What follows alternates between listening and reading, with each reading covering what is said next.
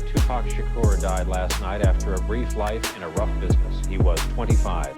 Long before the handcuffs clicked onto Dwayne Keefe D. Davis, long before the public fixation on a Vegas casino brawl, the true conspiracy behind the murder of Tupac was hiding in plain sight, not in Las Vegas, but right back home in the heart of the Los Angeles Police Department. The LAPD deals with another scandal. Jeffrey Kay of KCET Los Angeles reports. In one court hearing after another, prosecutors have made a series of stunning admissions about corruption in the Los Angeles Police Department. We have reason to believe that Officer Nino Durden testified falsely about the alleged narcotics transactions and that he witnessed and may have planted rock cocaine on this defendant. Based upon our review, we are no longer convinced as to the legitimacy of the conviction, and as such, prosecutors are filing motions to free prisoners and overturn convictions, telling judges that in the mid to late 90s, an unknown number of LA officers lied, planted evidence, and framed suspects. These are the Rampart boys, okay? Right. This is the dirtiest cop scandal in history. The allegation here is that the gun that was located, or allegedly located on Mr. Mitchell, was in fact a plant. We made up the rule. If you want to be my informant, I got dope on you, or I got a gun on you, you're going to work for me, I'm going to put it on you. And based upon that information, obviously the people are moving to dismiss the case. Without objection, the writ of habeas corpus is granted. The conviction is set aside. So far, 32 cases have been thrown out. Scandal now tearing at the criminal justice system was launched by the confessions of a former cop, Rafael Perez.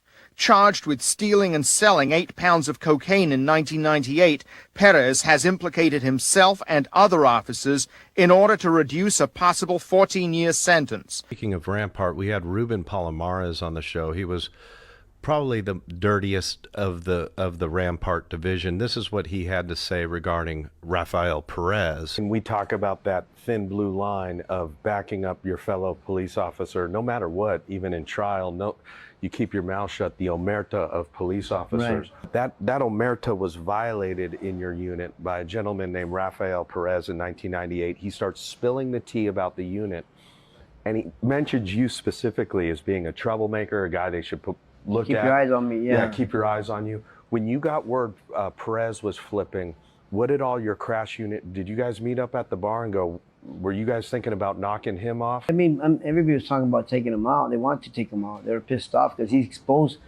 people, but he didn't have dirt on everybody. He had dirt on his own partner, who was Dirty Nino, who he did some dirt with. But he knew that everybody was doing their dirt, but he wasn't hands-on watching them, and he didn't have a case with everybody. But he knew we were all guilty of something, but he couldn't prove a lot of stuff. But everybody was so mad because he exposed the unit for what it was trained to do. It was created for that. So now he's exposed. Everybody wants to hurt him. I want to take him out too. Everybody did. According to LA Police Chief Bernard Parks. On the criminal side, he's acknowledged that 57 cases involving 99 suspects are tainted either by perjured testimony, falsification of evidence, or probable cause. Perez and the other officers implicated in the unfolding scandal were part of an anti-gang unit attached to the LAPD's Rampart division. They had been involved in an officer-involved shooting in which Perez had claimed Mack had saved his life. And that's when the name of Ray Perez and David Mack was connected, that they were good friends. So now that set off alarm bells everywhere that, okay, what are these two guys up to? Investigators discovered that Ray Perez and David Mack were partners in the high life. They were both very outgoing, charismatic type people that likes the finer things in life, like to party a lot. Very much both were womanizers, had a very active social life. Just west of downtown. The area has a high crime rate with a dense population of mostly low-income immigrants from Central and South America. The anti-gang unit known as CRASH, Community Resources Against Street Hoodlums, had a reputation as hard-charging and aggressive. But to civil rights lawyers, CRASH officers acted like another gang. October 12, 1996, a Honduran immigrant named Javier Ovando was sitting in an apartment. Javier, also known as Sniper, was a member of the 18th Street Gang. On October 12th, two officers from the CRASH unit Nino Durden and Rafael Perez reappeared at the building. Perez later stated that Javier Ovando ambushed and fired on them with a Tech 22 semi-automatic pistol, and in self-defense, he and his partner shot Ovando 4 times. In reality, Perez and Durden, following detaining Javier Ovando, shot him 4 times while he was unarmed, then planted the gun they claimed he shot at him with afterwards. The gun that was found on Javier Ovando the day of his arrest had been taken from a gang member, and his serial number had been filed down after the fact. And crash officers kept guns like this specifically to plant on gang members. Javier was left paralyzed as a result of this, and he was later booked on multiple felony charges, including 2 charges of assault on a police officer with a firearm. The most dramatic case to come to light is that of Javier Francisco Ovando. He spent nearly 3 years in prison before prosecutors discovered he'd been framed. In 1996, while inside this apartment building, Rafael Perez and his partner shot Ovando in the head and chest. At the time, the officers said Ovando came at them with a gun. Perez has since admitted Ovando was unarmed and that he and his partner, Nino Durden, planted a gun on Ovando after they shot him. Why do you think the police shot you? I don't know. Had you seen Perez, Durden before? 1 day before. And what happened? The next day, they shot him. Perez is a good friend to David Mack, who both were good friends of Gaines. And I think the picture reflected that we had some people on this department that were, in a coordinated effort, involved in some very serious criminal misconduct. Some of our officers, in working off duty, they were heavily involved in the whole hip-hop culture, providing security for many of the rappers that were involved with other kinds of crimes. These things began to reflect a completely different view of some of our personnel than we had before. You know very little about Marion Suge Knight's partner in business. There are no pictures of this man circulating on the internet. He's a man in the shadows. That man's name is Reginald Wright Jr.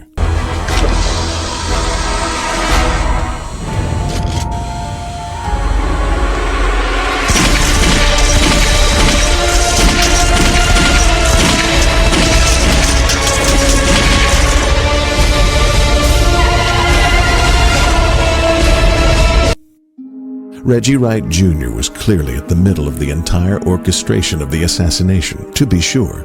However, one must look at the other elements that would have been involved. Reggie Wright Jr. was a former Compton police officer. His record as a police officer was short and unremarkable. Reggie Wright used to work for Compton PD, yes. I know he has some type of medical retirement. Running Right Way Security, he was not working for Compton PD. I have no relationship with Reggie Wright at this time, nor do I plan to.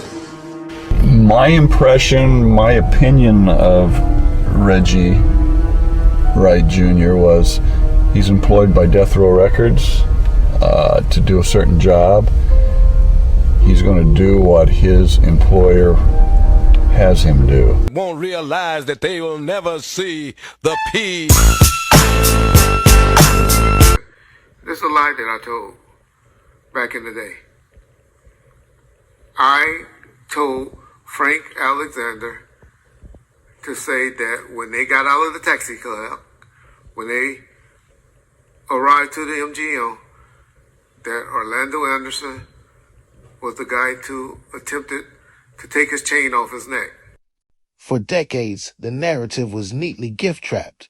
A gang feud, a retaliation, a tragedy born of the East Coast-West Coast hip-hop rivalry. But if you blow the dust off the confidential informant files from the late 1990s, a much darker institutional picture emerges. The statement given by Michael Robinson in 1997 would form the foundation for Russell Poole's entire theory that LAPD officer David Mack had conspired with a friend named Amir Muhammad to kill Biggie. Was it payback, Gang violence or something else? 3 days after the murder of rapper Notorious B.I.G, an intense investigation continues from coast to coast. Peter Thorne has the latest. Some 70 hours after his sudden death by gunfire, rapper Notorious B.I.G's murder remains a mystery to the 20 detectives pursuing his killer. No arrests, no clear motive, and still no composite sketch of the gunman who pumped a hail of deadly bullets into Notorious B.I.G's Suburban, then sped off into the night. Police now only describe the shooter as a black male driving a dark, full-size car. Not much to go on there, but tonight cops say they do have other leads. Among them, videotape recorded by a bank's ATM surveillance camera, video shot near the crime scene before, during, and after B.I.G's murder. Cops won't say what, if anything, they've discovered, and they're still interviewing some 200 witnesses. This week, there's an eerie sight on national newsstands. It's the Notorious B.I.G. puffing on a cigar and wearing shades, staring out from the cover of The Source magazine, the rap industry's leading publication. Inside, in one of his last interviews, the Notorious B.I.G. looks at his sometimes violent past and discusses his future. And also in the article, Notorious B.I.G. dismisses as a joke talk of an East Coast-West Coast rap feud. He blames the media for creating a story where there was none. Quote, "The situation has just been blown up to much more than what it was. They done made a personal beef between me and Tupac and Death Row into a coast beef, East against West, and that's crazy. That's bananas." But despite such statements, a bi-coastal rap war is also something police refuse to rule out as a possible motive in the Notorious B.I.G.'s violent death. Amir Muhammad was a mortgage broker living in the San Diego area at the time. He had been college friends with David Mack. When David Mack went to jail for a bank robbery, Amir Muhammad visited him in jail. And this visit, combined with what Michael Robinson would say in his interview, would make Amir Muhammad Russell Poole's prime suspect for the next 2 decades. Long before federal task forces looked at Compton gangs, internal investigators were whispering about a rogue element inside the LAPD. Enter Detective Russell Poole. In the late 90s, Poole was a decorated LAPD homicide investigator assigned to look into the murder of the Notorious B.I.G. Christopher Wallace, which naturally intersected with the Tupac case. What Poole uncovered didn't just point to street gangs. It pointed to his own badge. That guy. That guy right there. Okay, so we got a witness saying David Mack was there, and now we got a witness saying Harry Billups was there. That's definitely him, though. Amir Muhammad, a.k.a. Amir Muhammad. Yep. It's amazing. Who do you think personally killed Biggie? Poochie. Why? Let's believe Poochie did. Poochie. Did you know Poochie personally? I knew Poochie. I arrested Poochie before. Arrested him with a bunch of cocaine and an assault weapon. We made up the rules. If you want to be my informant, I got dope on you or I got a gun on you. You're going to work for me, I'm going to put it on you. Before I started working with Death Row, so it was probably like 94. Early part of 94, because I started working with Death Row at the end of 94. Just tell me a little bit about Poochie, man. You know, he was a gang member, right? Poochie was originally from Kentucky. I didn't know him until... He wasn't one of the ones that grew up in the sandbox with us. I don't think he came around till he was like 16, 17, 18 years old. So by then I'm over there with Suge, Linwood boys, we playing football and stuff. So we didn't, you know, most of the guys that I knew from the mob in Lewis Park area, it's because we went to elementary school together. Well, Suge and I actually went to a Linwood Unified School District, junior high and high school. And so when did Poochie come around, I don't know. But he wasn't a sandbox kid with us like the rest of them over at Stephen C. Foster Elementary.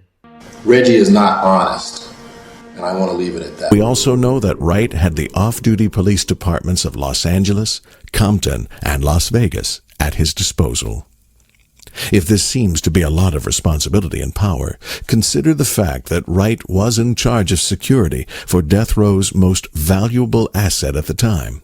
Shakur was killed while Wright was in charge. Trevon whispered into Tupac's ear right after we walked out of the Mike Tyson fight. And Pac took off running. I took off running behind him. The rest of the entourage ran behind us. Maybe that was a setup. I mean, he was standing there waiting and waiting for somebody. And then Tupac shows up and they start exchanging words with his entourage and everybody else. And they start stomping and yelling and doing their silly things. But it was odd that I keep saying odd, but the whole thing is odd. Yeah, Orlando Anderson looks a little staged. It looks a little planned out. It all looks as if they were trying to find a killer they could point out afterward. Today, 45 bullet into my skull. Suge didn't have a look, unless Suge got a bullet in his head after that night. The nurse said to us he got hit with a piece of shrapnel, maybe a piece of glass. Right? You're right. Why would the nurse wouldn't say that if dude had a bullet in his head? You can look at my medical records and see the x-rays and see it's in my skull. They didn't remove it because they said if it would have went another inch, either I'd have been a vegetable or dead. Now, as far as what they say Puffy did and didn't do, this is the fact. The facts of the matter is this. It was a guy named Reggie Wright Jr. who was over security. He didn't work directly for Death Row, but he had a security company called Right Way Security, who did security for Death Row with off-duty police officers or guys with a CCW. Everybody knows when we go to a fight in Vegas, we're going to be at the Tyson fight, or we're going to be at my club they call Club 662. You can go to that club and you'll see Mary J. Blige perform, Jodeci perform, Tupac perform, Snoop and the Dogg Pound, Andre. I mean, unbelievable talent in one place. That night was going to be Run DMC East Coast night. Reggie Wright Jr. told the security they can't carry firearms. The fact that Reggie Wright Sr. and Reggie Wright Jr. are involved in this case, in my mind at least, creates a classic conflict of interest. And it's something that anyone looking at this case, I think, should be aware of. Prior to going into the meeting with Suge and all the artists from Death Row, Reggie met with us out front in his own meeting and instructed us to say certain things. And when I got into the meeting, it was a meeting the meeting was basically about what happened. And the artists were drilling security about what methods we had used and what were some of our tactics. And no one said it. No one was speaking up for security. So I seen it was more, and I've been in these type of meetings before, even at the fire station. It's almost like similar to a political type meeting of far the higher, of what was going on. So I was one of the few people that spoke up and said, wait a minute, we were instructed not to carry weapons. Frank blocked us in purposely. Later he told us they told him to do it, you know? This in Tupac assassination, conspiracy, revenge, that they set up that hit.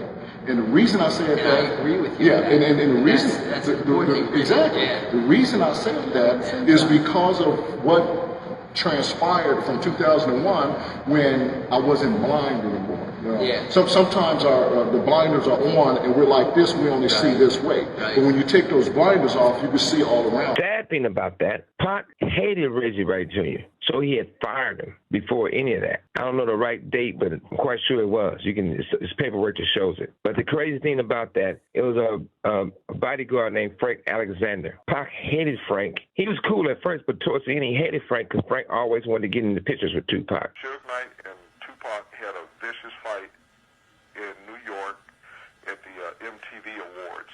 And Tupac told one of the bodyguards after he was finished with a video shoot, they're walking him to the airplane.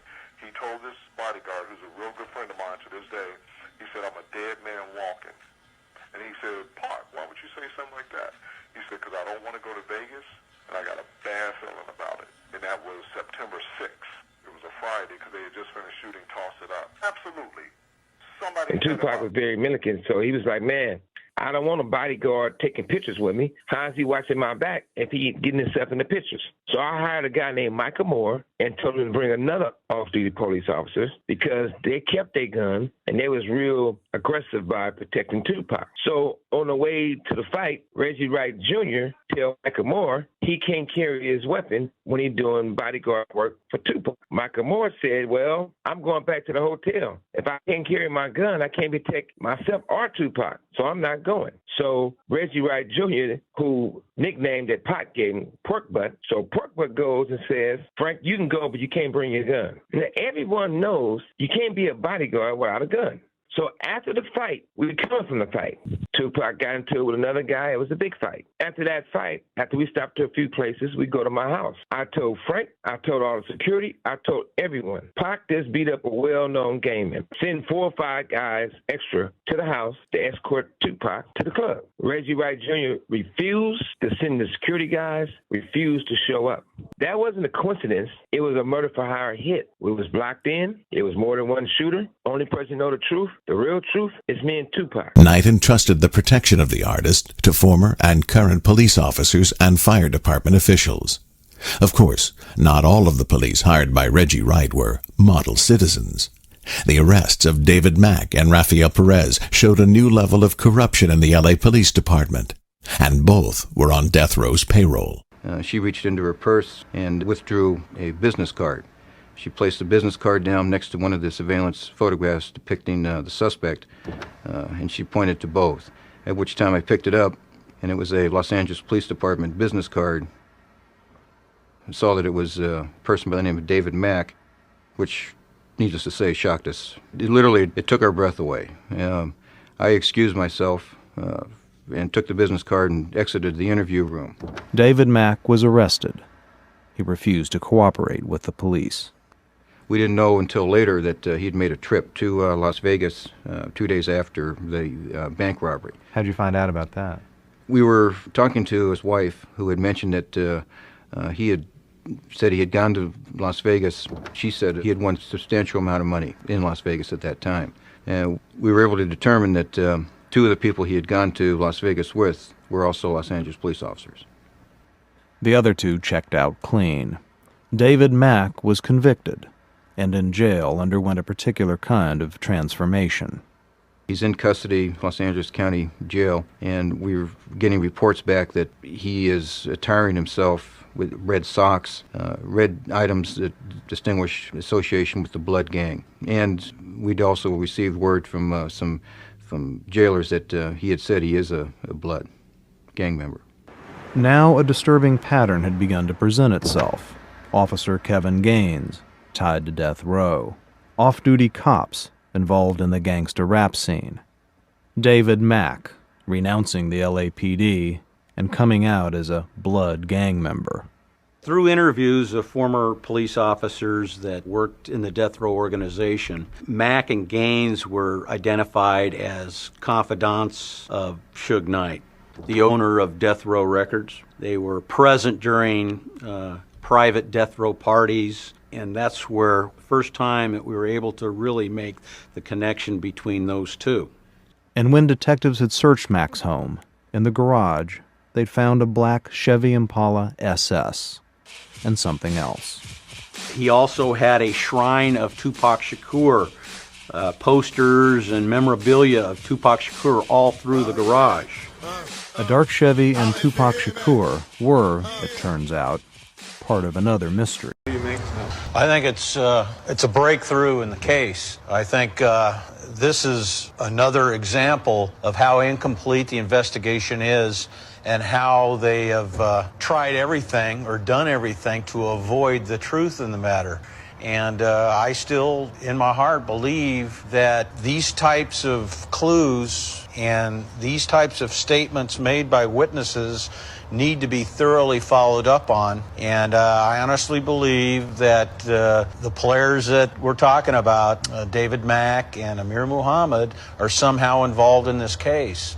And the department, time and time again, has avoided the truth. And when you add everything up, what other reason could there be? The reason being is because they do not want to expose to the public that Los Angeles police officers were involved in the conspiracy to kill Biggie Smalls. Thinking, maybe I'm an scapegoat or something. The public is naive to a lot of stuff. There was a plan already to do something to him. You go back and watch the film, they was already stalking Pac, like watching him.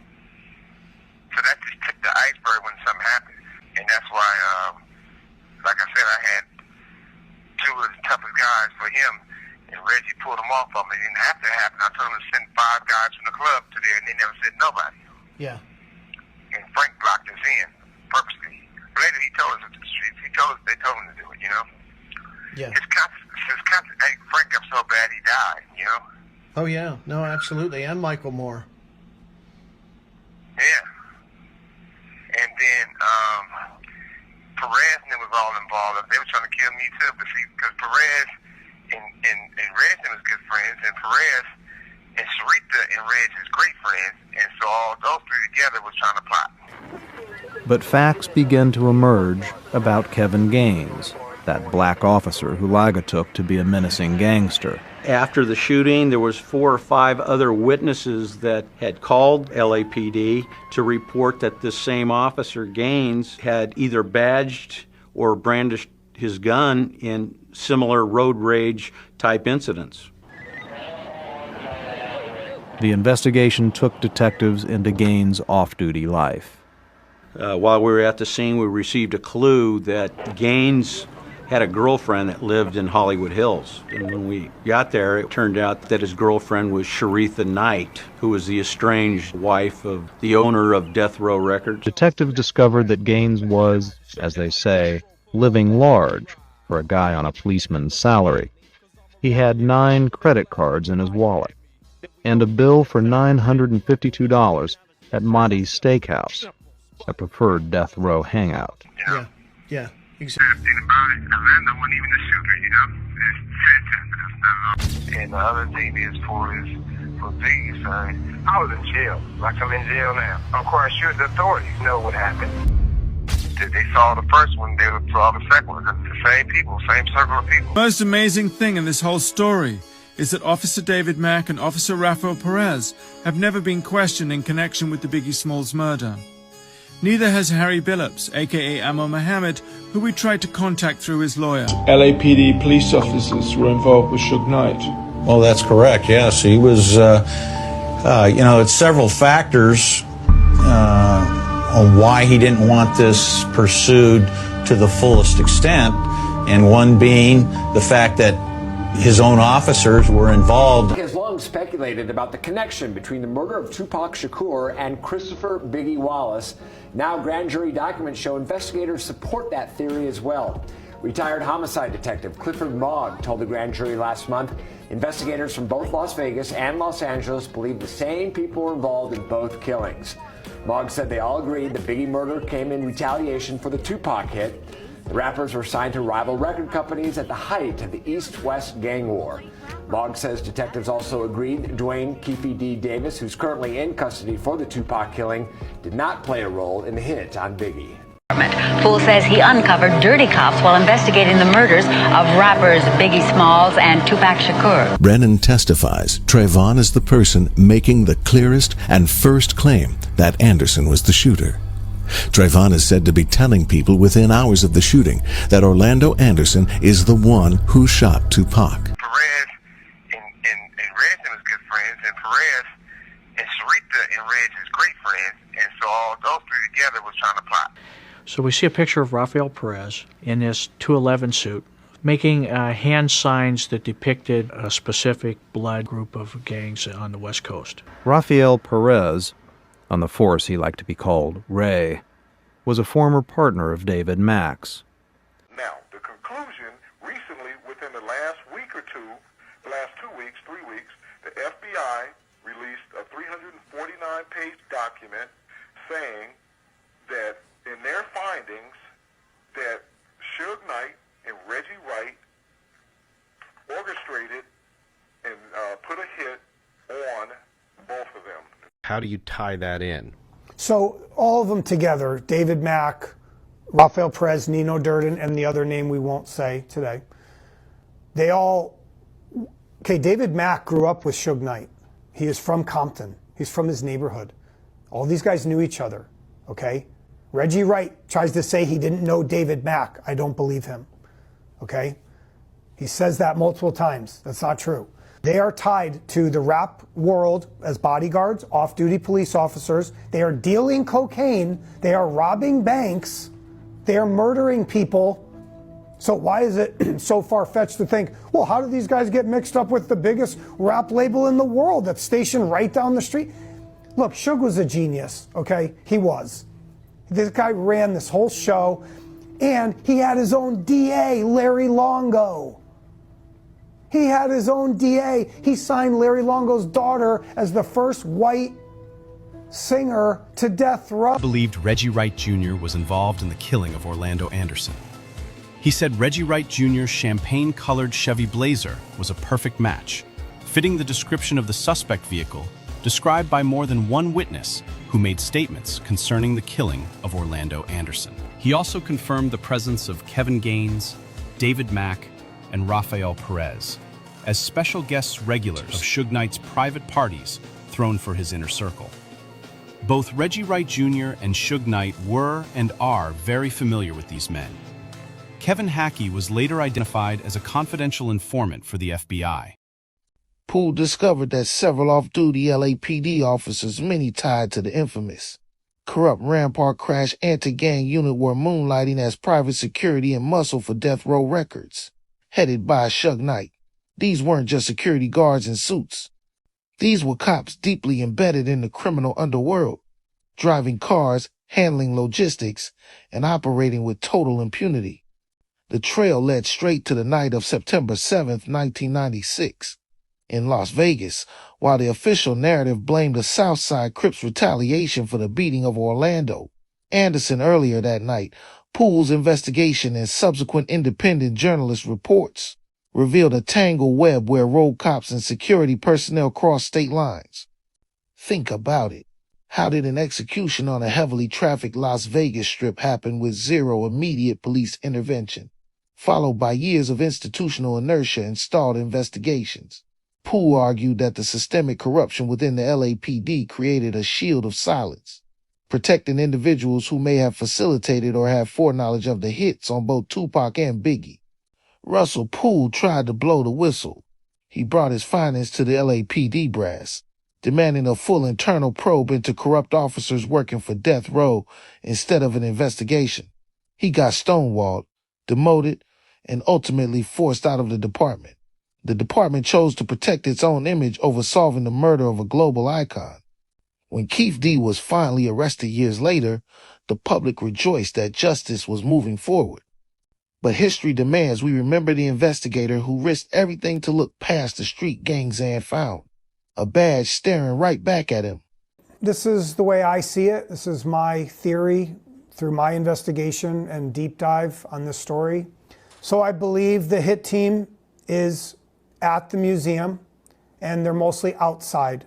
So we're talking David Mack, Rafael Perez, Amir Muhammad, aka Harry Billups, and Nino Durden, and possibly one other gentleman.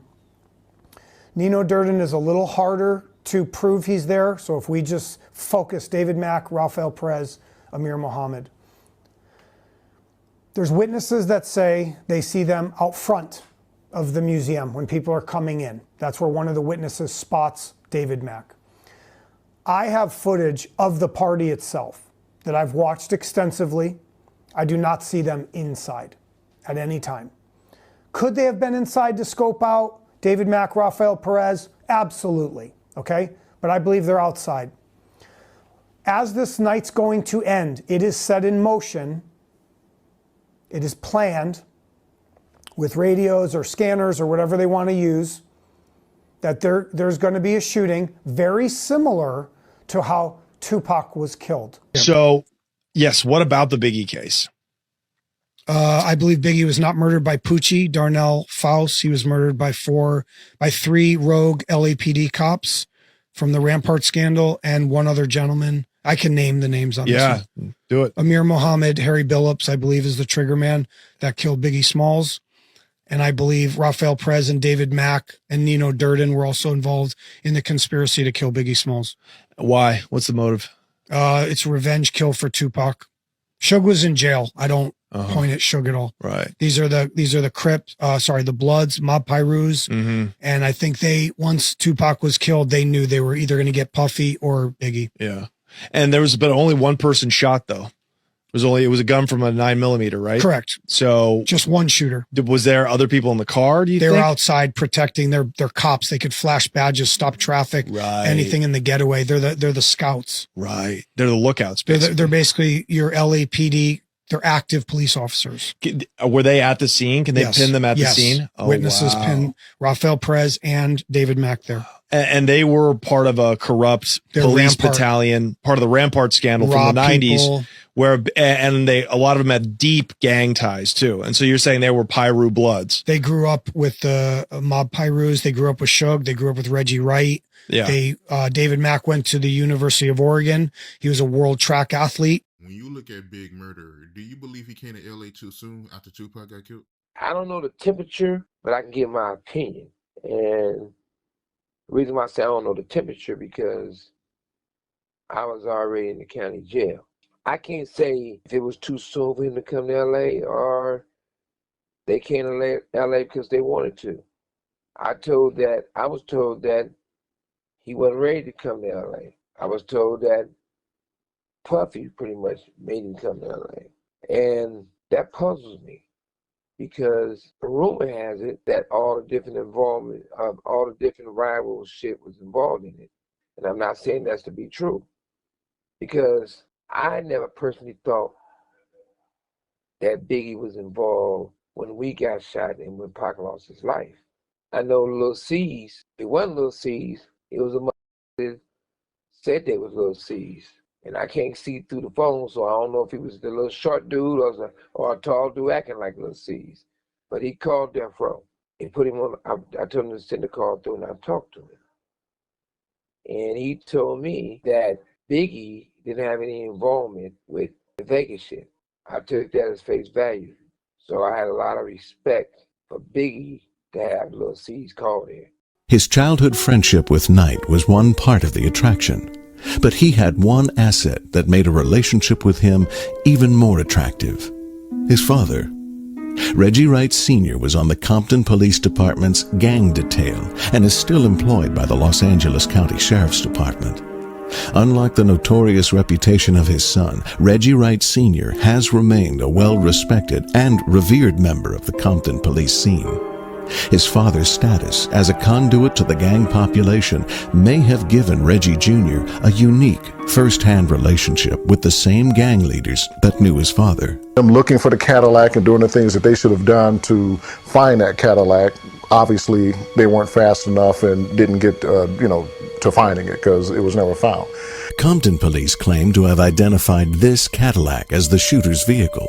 It was a rental car, the only white Cadillac rented in Los Angeles that weekend. Las Vegas police claimed they never received that information. On September 8, 1996, Suge Knight does not go to his home to rest. Instead, he does a strange thing. He leaves town. Trayvon also leaves town. Suge Knight and Trayvon go back to LA. Their goal, start a cover story and a gang war. This is a lie that I told back in the day. I told Frank Alexander to say that when they got out of the taxi club, when they arrived to the MGM, that Orlando Anderson was the guy who attempted to take his chain off his neck. And Frank went along with that and told the Vegas PD that initially. Now, he eventually retracted once, the bitch came out of him. But I told y'all the reason that I did that is because I didn't know, and I believed that Tupac was going to survive. Me as a cop knows this. This is where that both sides of the fence shit comes in with Reggie.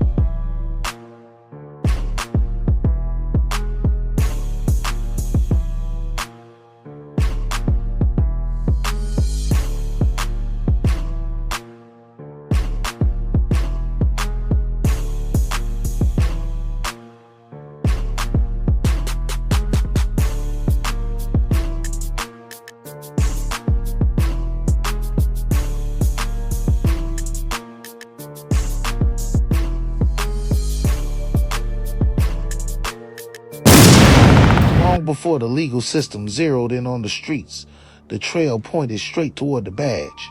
The shadows of the Rampart scandal cast a heavy doubt over the official narrative, leaving many to wonder if corrupt, moonlighting LAPD officers and security insiders played a hidden hand in the tragedy.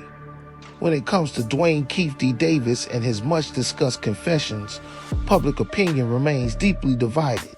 Is he a primary architect who finally talked himself into a life sentence? Or is he a convenient fall guy taking the weight for a much deeper institutional conspiracy that law enforcement has spent decades trying to bury? That brings us to Suge Knight. Did the death row boss make a fatal mistake by surrounding himself with active and rogue law enforcement officers who blurred the line between the badge and the underworld? Many hip-hop historians and investigators argue that inviting that level of systemic corruption into the inner circle meant Suge's hands and his empire were playing a dangerous game that ultimately spun entirely out of control. And then there is Reggie Wright Jr., the head of death row security and a former Compton police officer, given the bizarre security failures in Las Vegas. That fateful night, including altered details and disarmed guards, critics and independent investigators have long questioned his role, while Wright has vehemently denied any wrongdoing and expressed lifelong regret. The lingering shadow of his failed security protocols leaves conspiracy theorists asking whether incompetence alone explains the gaps, or if something far more sinister was at play. They also say if you saw one, you saw the other. Thank you for watching, and be sure to subscribe for more deep dives into music history's darkest mysteries.